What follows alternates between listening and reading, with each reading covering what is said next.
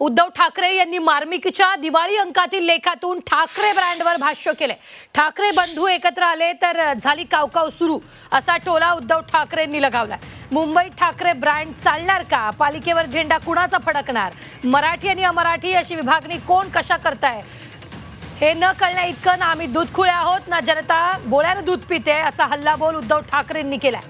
कुणीही मागणी केलेली नसताना महाराष्ट्राच्या बोडक्यावर हिंदी ही तिसरी भाषा म्हणून आणून बसवण्याचा उद्योग या दळभद्री सरकारने सुरू केला आणि महाराष्ट्राचं मराठीपणच हिरावून घेण्याचा हा डाव उधळून लावला।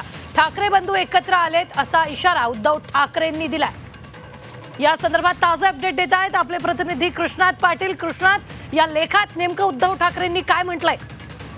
सामनाच्या या दिवाळी अंकामध्ये उद्धव ठाकरे यांनी ठाकरे ब्रँडवर भाष्य केलेलं पाहायला मिळतंय।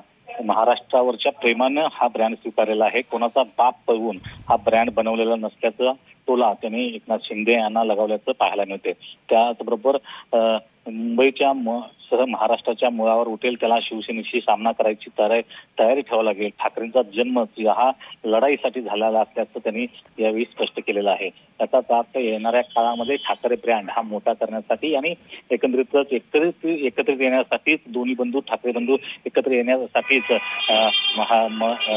मराठीच्या मुद्द्यावरून हे एकत्र झालेले पाहायला मिळतात। त्यामुळे येणाऱ्या निवडणुका देखील एकत्र लढवण्याचे संकेतच जवळपास उद्धव ठाकरे यांनी या लेखाच्या माध्यमातून दिलेले पाहायला मिळतात। स्थानिक स्वराज्य संस्था निवडणुका लागू द्या, मग बघा की पंतप्रधान मराठवाड्याशी माझं जुनं नातं आहे, मराठीशी जुनं नातं आहे अशा प्रकारचा राग आला होती। आणि या माध्यमातून त्यांनी स्पष्टपणे सांगितलेलं आहे की ठाकरे ब्रँड कोणी हिरावू शकत नाही आणि हा ठाकरे बंधू एकत्र झाली तर लगेच कावकाव सुरू होते विरोधकांची, अशा प्रकारचं त्यांनी भाष्य केलेलं आहे।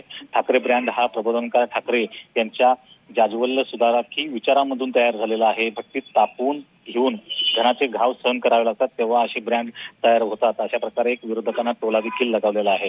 त्यामुळे येणाऱ्या काळात ठाकरे ब्रँड अधिक मजबूत करण्याच्या दृष्टीनं प्रयत्नशील असल्याचं या माध्यमातून दिसून येते। निश्चित, धन्यवाद ताजे अपडेट देण्यासाठी कृष्णात। आपण पाहिलेले यावेळी मार्मिकच्या लेखातून उद्धव ठाकरेंनी आगपाखड केली आहे।